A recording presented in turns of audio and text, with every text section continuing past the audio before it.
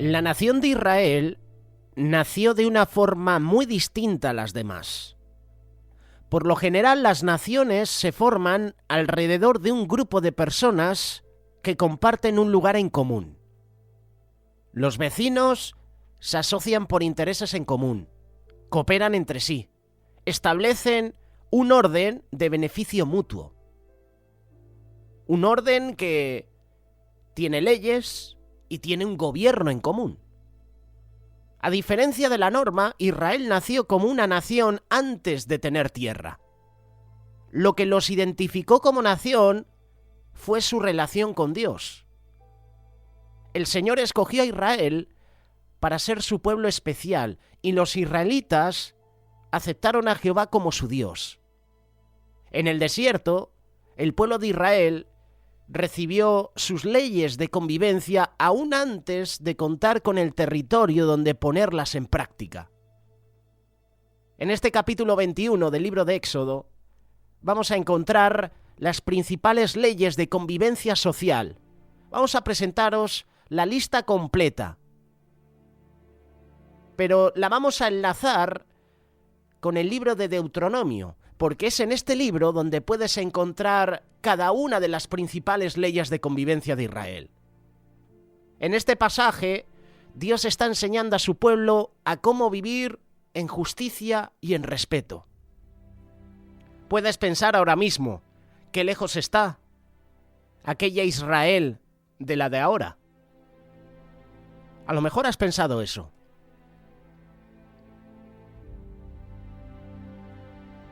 Las primeras leyes sociales que se mencionan en Éxodo tienen que ver con la esclavitud. En nuestros días, tal vez no parezca extraño hablar de este tema, pero ese era precisamente el tema con que estaban más familiarizados los israelitas. Acababan de ser librados de la esclavitud en Egipto, y Dios les enseña ahora cómo se trata justamente a un siervo o esclavo. Antes de entrar a examinar las leyes sobre esclavos, primero debemos entender cómo funcionaba esto en esa época.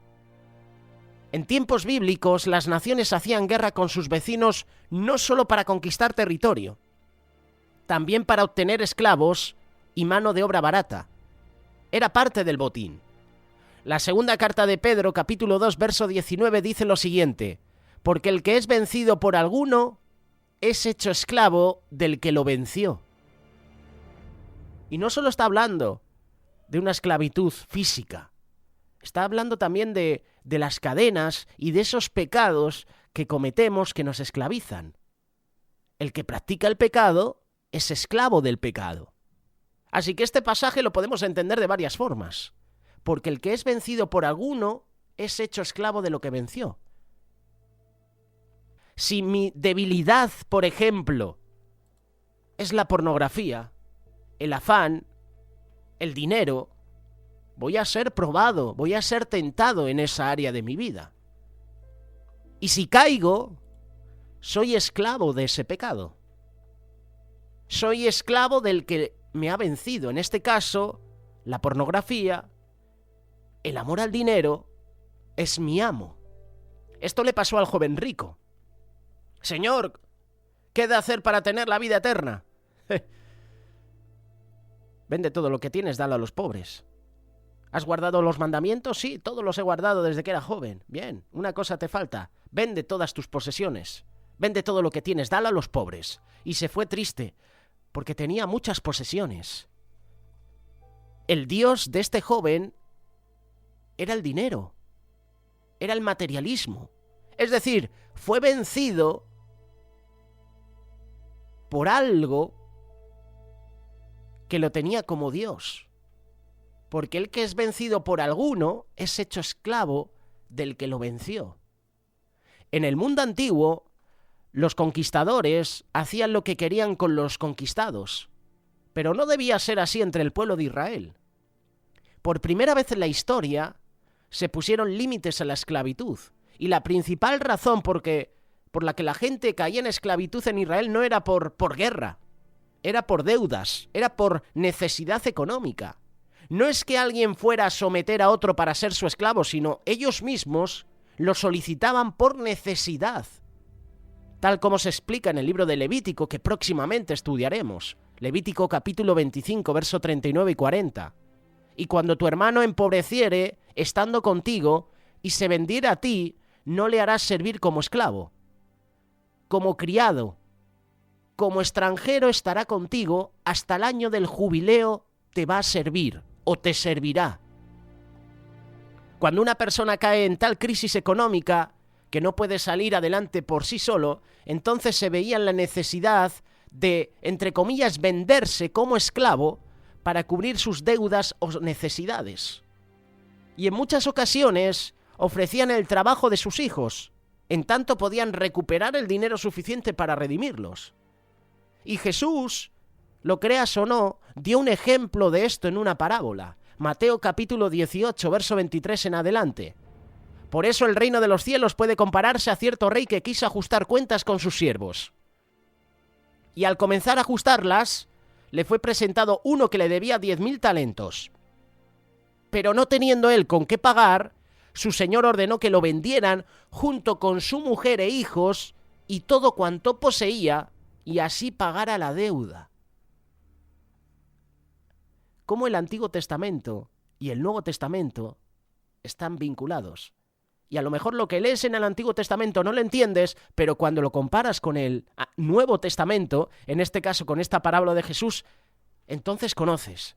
Desconocíamos este pasaje de Levítico 25, pero cuando lees la parábola de Jesús sales de dudas y entiendes por qué se tenían que vender a otras personas. En la actualidad, la esclavitud no es una práctica generalmente aceptada, aunque hay países donde hay trata de personas. Sin embargo, todavía existen algunas formas de esclavitud. Por ejemplo, la trata de blancas, es decir, la venta de mujeres para someterlas a la prostitución obligada. Esto pasa mucho en países del este, aquí en Europa. ¿Te has dado cuenta cuando en Hollywood se presenta una película sobre la trata de blancas? En la mayoría de los casos, ¿de dónde viene esa trata de blancas? Del este de Europa. Rusia, Rumanía, Bulgaria, Hungría. Parece que es el lugar donde ha nacido la trata de blancas. Pero esto está ahora en todo el mundo. No solo en el este de Europa. Está hasta en el continente africano. Está en toda América Latina, en los Estados Unidos, en Canadá. Está en Europa. Está en Oceanía. Hay trata de blancas. Esto es ilegal, pero tristemente esto se ha propagado a nivel mundial. Esta es una forma de esclavitud. También está la esclavitud por deudas. En algunos países subdesarrollados aún se practica la esclavitud por deuda. Debemos reconocer que cualquier deuda es un tipo de esclavitud espiritual por principio. Si alguien se endeuda, se vuelve dependiente de quien le prestó, tal como dice el proverbio. Proverbio 22, verso 7. El rico domina a los pobres y el deudor es esclavo del acreedor. Ese es otro tipo de esclavitud. Luego tenemos la esclavitud al pecado, que esta es la que en infinidad de ocasiones te compartimos y nos han compartido en la iglesia. Aunque nos creamos ser libres, la realidad es que todos nacemos como esclavos del pecado. Juan capítulo 8, verso 34. Jesús le respondió: de cierto os digo, que todo aquel que hace pecado, esclavo es del pecado. Prenderán al impío sus propias iniquidades, y retenido será con las cuerdas de su pecado. Esta es otra forma de esclavitud. El pecado nos hace esclavos. Pero ¿sabes una cosa? Hay una salida para la esclavitud al pecado. Y Pablo lo explica en Romanos capítulo 6, verso 16. ¿No sabéis que si os sometéis a alguien como esclavos para obedecerle, sois esclavos de aquel a quien obedecéis, sea del pecado para muerte o sea de la obediencia para justicia? Mira qué ¿Qué versículo nos regala Pablo ahora?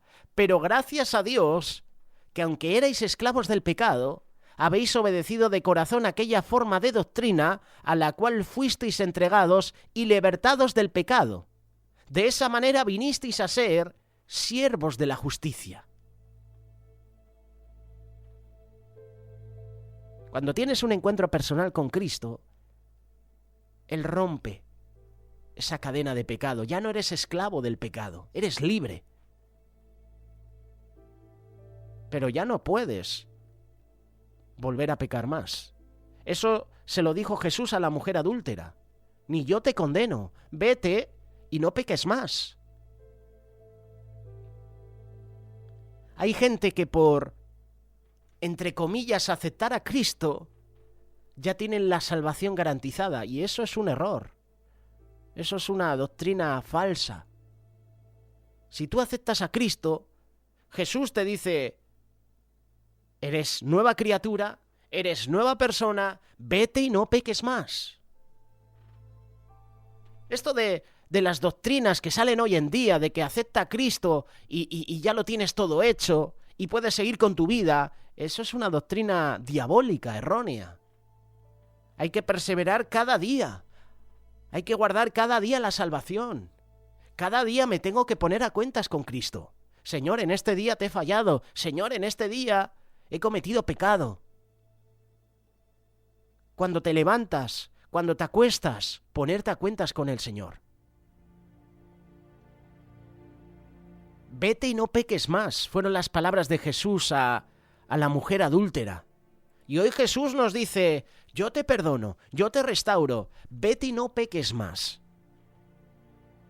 Cuando Jesús nos libra del pecado, tú y yo no debemos pecar más.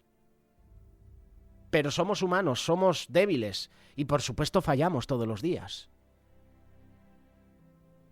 Los israelitas entendieron bien ese proceso.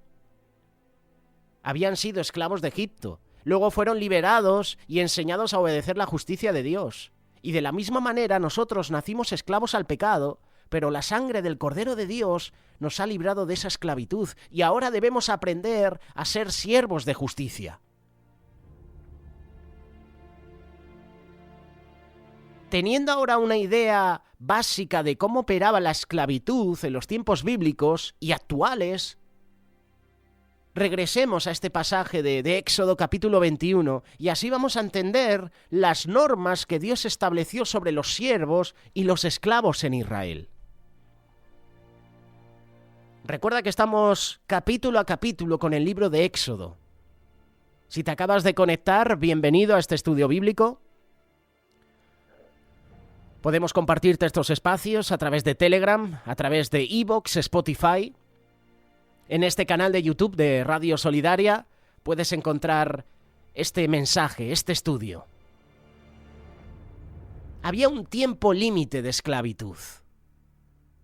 Esto es lo que me ha llamado la atención y esto es lo que dice Éxodo capítulo 21, versículo 1 y 2. Estas son las leyes que les propondrás. Si comprares siervo hebreo, 6 años servirá, mas al 7º saldrá libre de balde. Contrario al esclavo en las naciones, que era sometido para siempre, la palabra de Dios pone un límite en el tiempo de servicio de un esclavo. Si comprares siervo hebreo.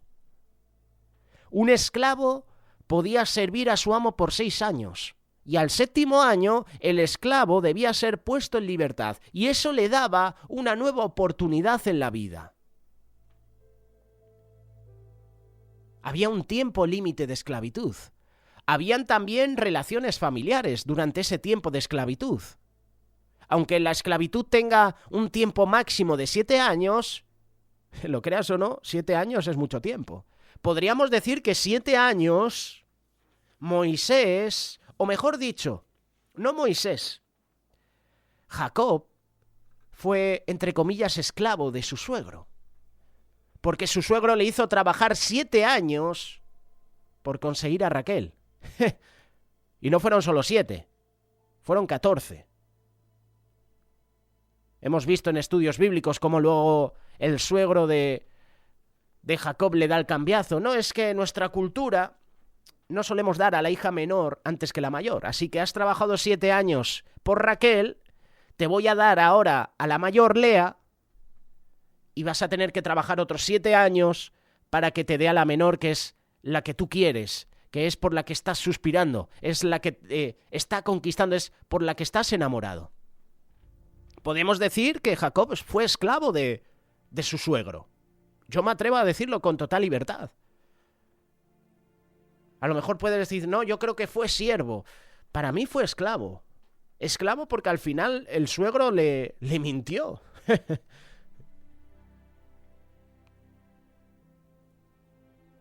Danos tu opinión.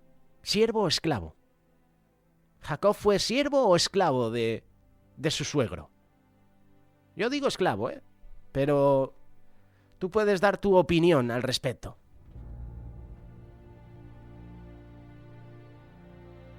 La Biblia contempla lo que puede suceder con el esclavo y sus relaciones familiares. Éxodo capítulo 21, versículo 3 y 4. Si entró solo, solo saldrá. Si tenía mujer, saldrá él y su mujer con él. Si su amo le hubiere dado mujer y ella le diere hijos o hijas, la mujer y sus hijos serán de su amo y él saldrá solo. Qué versículo, ¿verdad? Relaciones familiares durante el tiempo de esclavitud. Luego estaba la permanencia voluntaria.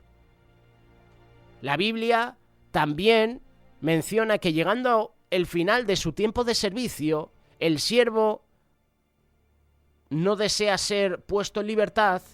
Si el siervo no quiere, en ese caso la palabra de Dios presenta la solución. Versículos 5 y 6. Y si el siervo dijere, yo amo a mi señor, a mi mujer y a mis hijos, no saldré libre. Entonces su amo lo llevará ante los jueces y le hará estar junto a la puerta o el poste, y su amo le horadará la oreja con lesna y será su siervo para siempre. Horadará la oreja con lesna. Es decir, te voy a poner un pequeño pendiente, ¿no? Te voy a hacer una pequeña marca en tu oreja. Así se sabrá que eres propiedad mío. Así se sabrá que me perteneces. Las mujeres también se encontraban en una posición más vulnerable en la esclavitud, ya que los amos solían abusar de ellas sexualmente. Para evitar esto, la ley de Dios determinaba que una mujer tomada por esclava debía dársele el lugar de esposa, con todos sus derechos. Si el amo no quería, entonces podría ser liberada. Éxodo capítulo 21, versículo 7 en adelante. Y cuando alguno vendiere su hija por sierva, no saldrá ella como suelen salir los siervos. Si no agradare a su señor, por lo cual no la tomó por esposa, se le permitirá que se rescate y no la podrá vender a pueblo extraño cuando la desechare. Mas si la hubiere desposado con su hijo, hará con ella según la costumbre de las hijas. Si tomare para él otra mujer, no disminuirá su alimento, ni su vestido, ni el deber conyugal.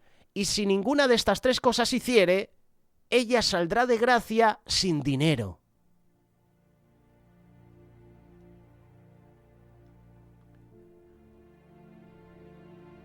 Impactante, ¿verdad? Estos versículos, este pasaje de Éxodo capítulo 21.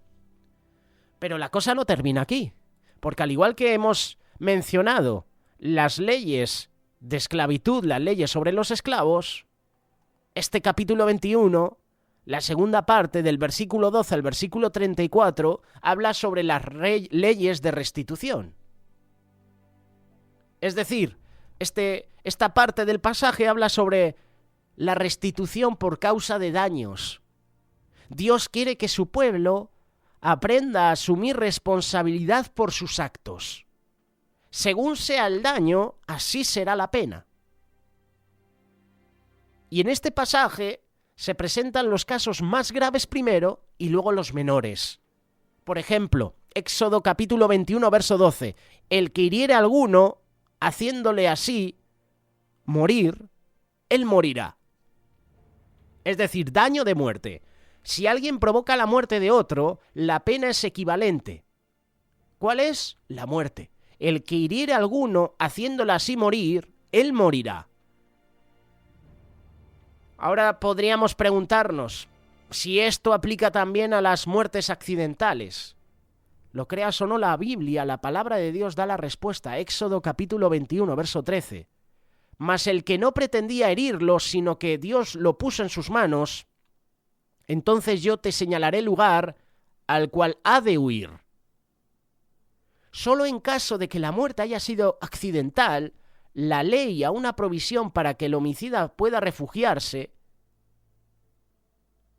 La información la da más detallada en Deuteronomio capítulo 19, verso 4 en adelante. Prácticamente te habla al completo del homicida para que pueda refugiarse. Así dice la palabra de Dios, Deuteronomio capítulo 19, versículo 4 en adelante. Y este es el caso del homicida que huirá allí, y vivirá. Aquel que hiriera a su prójimo sin intención y sin haber tenido enemistad con él anteriormente, como el que fuere con su prójimo al monte al cortar leña y al dar su mano el golpe con el hacha para cortar algún leño. Por ejemplo, saltar el hierro del cabo y diere contra su prójimo y éste muriere. Aquel huirá a una de esas ciudades y vivirá.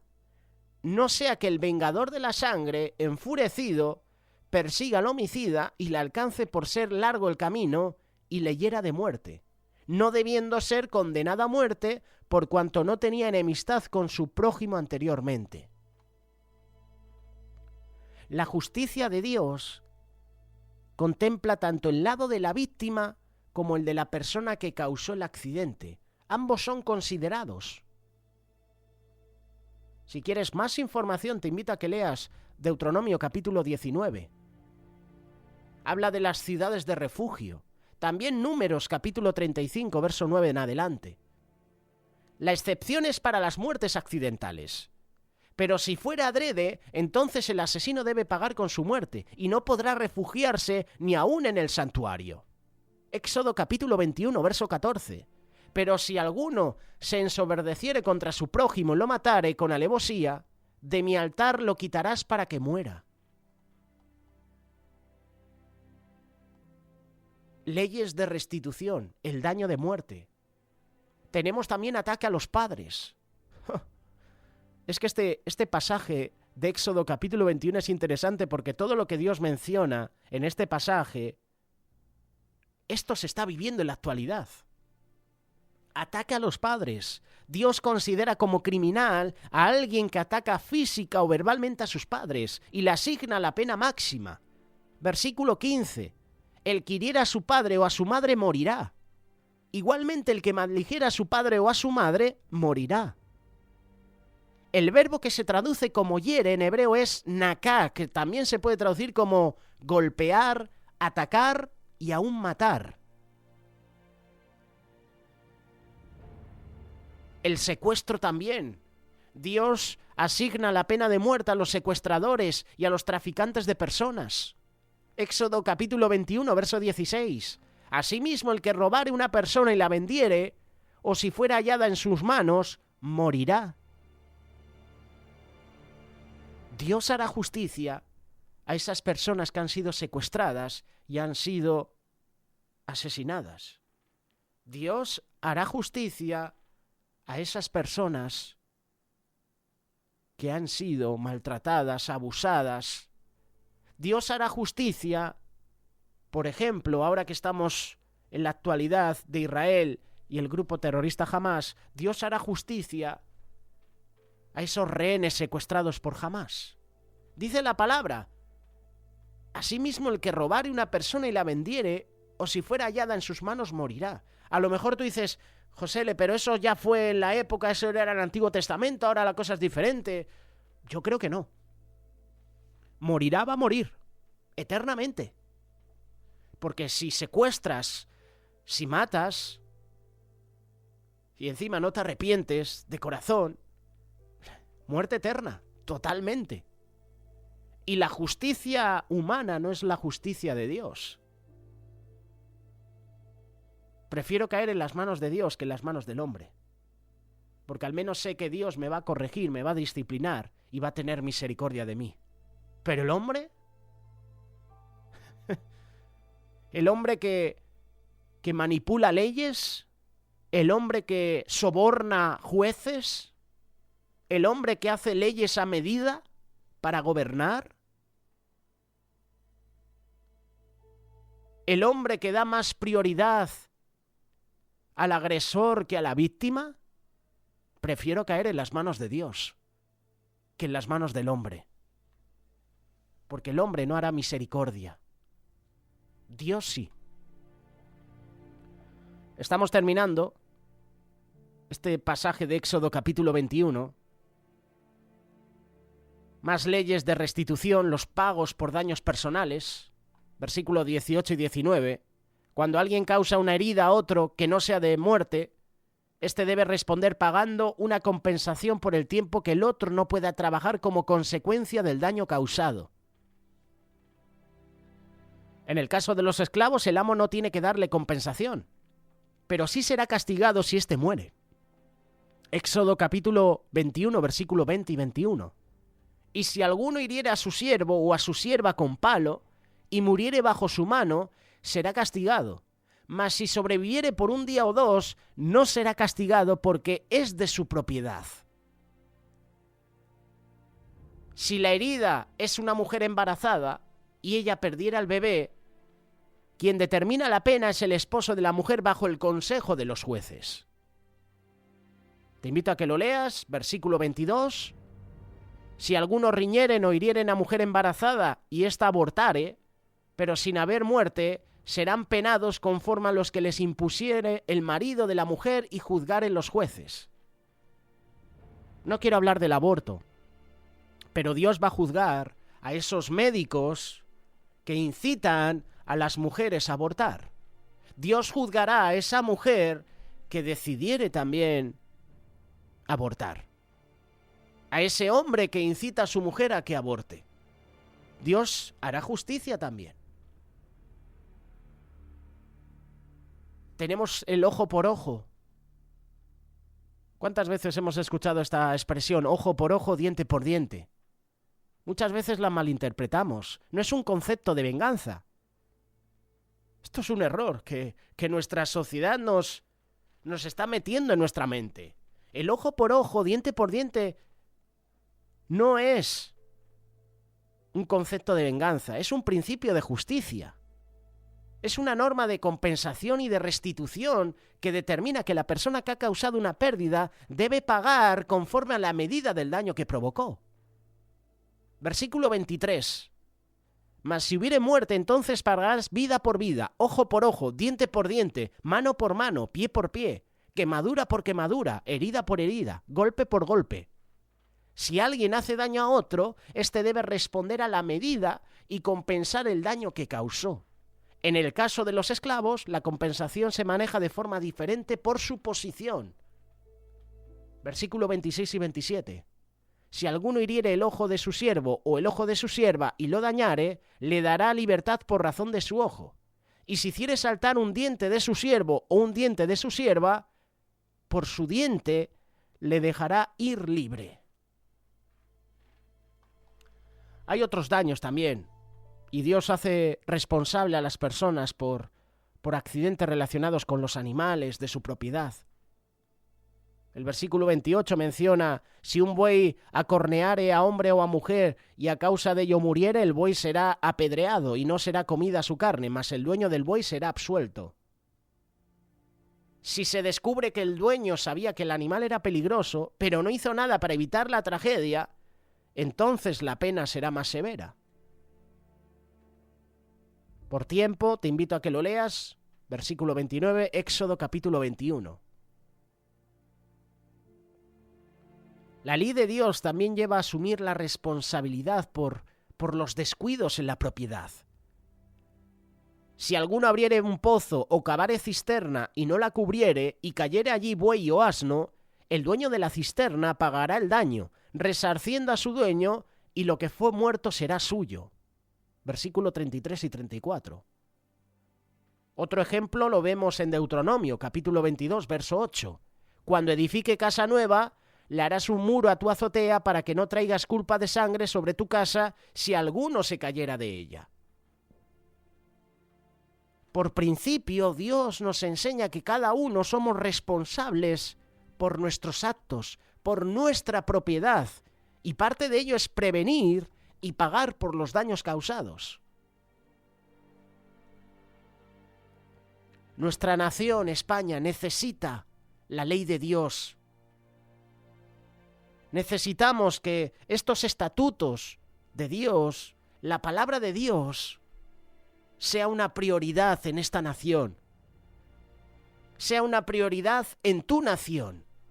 Porque si la palabra de Dios no es importante en nuestras vidas, si apartamos a Dios de nuestras vidas, entonces viene el caos, viene la destrucción. Y eso es lo que estamos viviendo en nuestro país. Y esto es lo que están viviendo muchos países. Hemos decidido vivir alejados de Dios. Las cosas de Dios no son importantes para nosotros. Y así nos va. Así nos va en la vida. Si decides vivir alejado de Dios, prepárate para las consecuencias.